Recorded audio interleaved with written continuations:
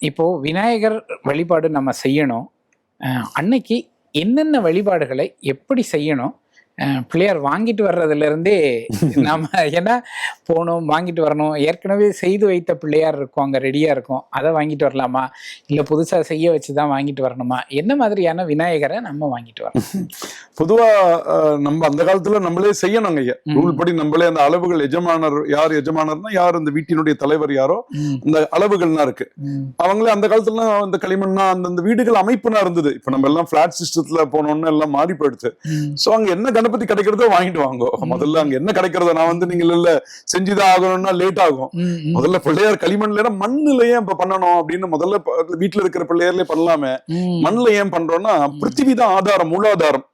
கணேசருடைய அந்த ஸ்தானமே பிருத்திவின்னு அந்த மூலாதாரம்ன்றது பார்க்கும்பொழுது அதுதான் பஞ்சபூதங்கள்ல பிருத்திவி. ஆகாசம் எப்படி மேலேந்து ஆகாஷாத் வாயு வாயோர் அக்னி அக்னேராபஹாத்ய பிருத்திவின்னு ஆகாசத்துல இருந்து பிருத்திவி வருது. இந்த நம்ம உடம்புன்னு பார்த்தோம்னால் பஞ்சபூதங்களும் இருக்கு. ஆனா வெளியில எப்படி தெரியறது ஒரு ஆசாமி இருக்காரா இல்லையான்னு?